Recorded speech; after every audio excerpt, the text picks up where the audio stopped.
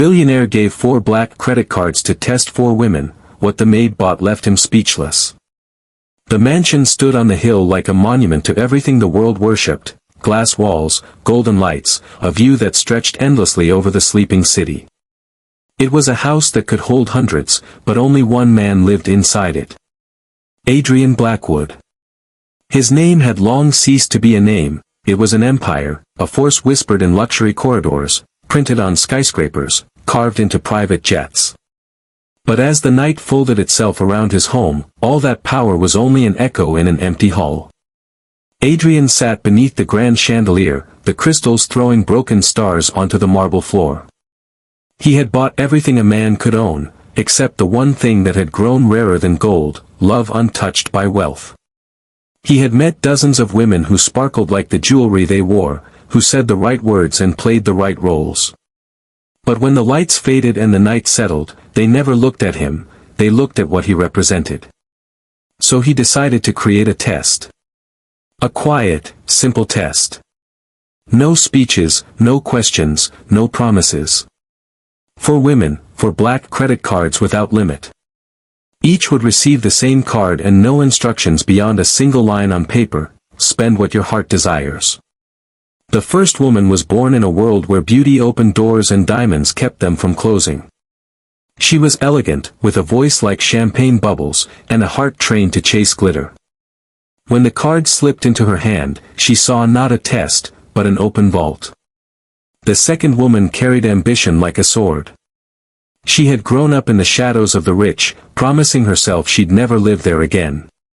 Her dreams were made of silk and gold, and every step she took echoed with the hunger to rise. The third woman had been surrounded by wealth for so long that she believed love and power were the same thing.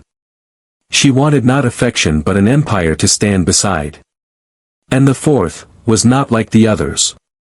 She was Lena, the maid who polished the floors, arranged the roses, and disappeared into the quiet corners of the mansion like a soft breeze.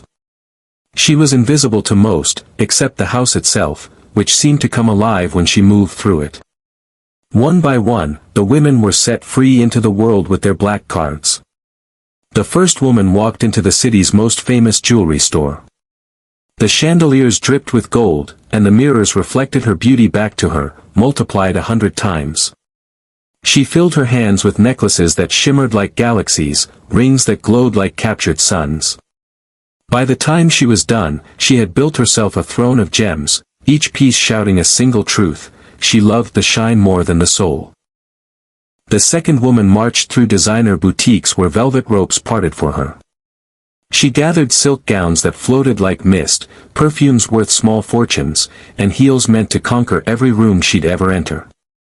She wasn't buying things, she was buying status, her reflection in the glittering shop windows growing sharper, taller, prouder. The third woman charted flights and booked an island that had belonged to kings. She wrapped herself in exclusivity and silence, claiming sunsets as if they were property. She dined under stars alone, a queen without a kingdom, believing that possession meant power. Then came Lena. The black card sat in her hand like a stone she did not know how to lift. She had never owned anything more than what fit into a small drawer. She walked through the streets not with the eyes of greed, but of wonder.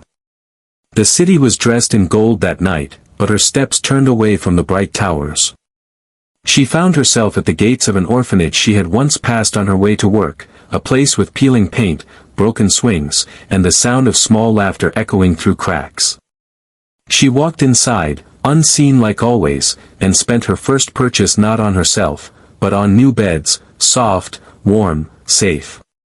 She bought blankets that smelled of lavender and pillows that held the shape of small dreams.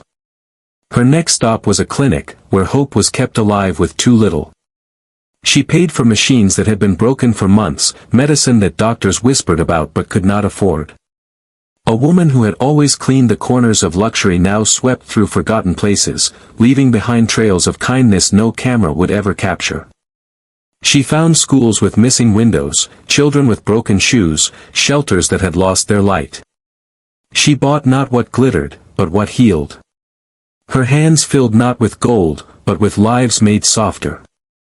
And at the end of the day, she walked home with nothing new in her hands, except the warmth of 100 small smiles.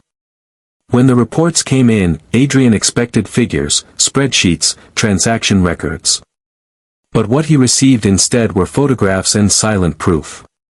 The first 3 cards screamed luxury.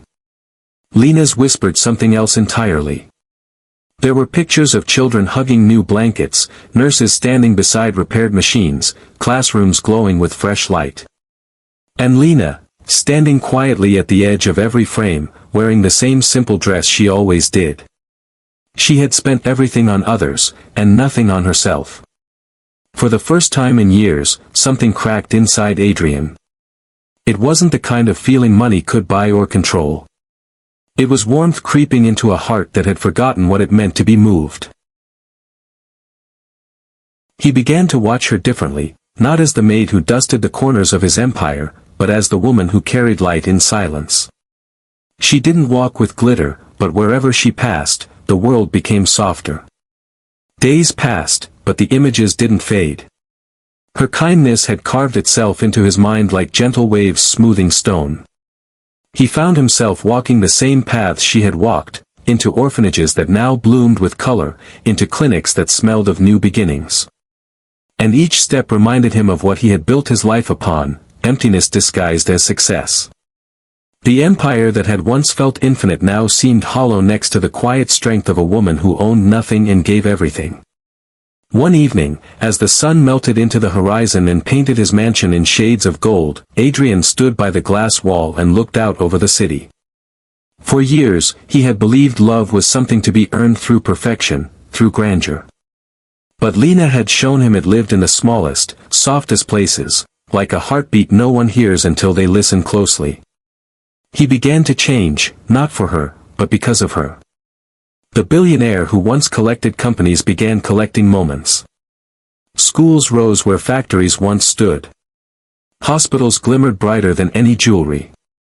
Orphanages carried his name not as a mark of power, but of gratitude.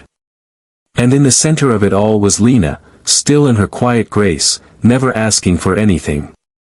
Their love didn't ignite like fire, it bloomed like dawn, slow, gentle, unstoppable. No vows were spoken, no grand gestures made. It was in the way he watched her with reverence, and the way she never tried to be more than she was. Years later, people spoke of the empire Adrian built, not the first one of glass and gold, but the second one, born of kindness. They spoke of the woman who had nothing and changed everything. And every night, when the lights of the city flickered below, Adrian would turn to Lena beside him.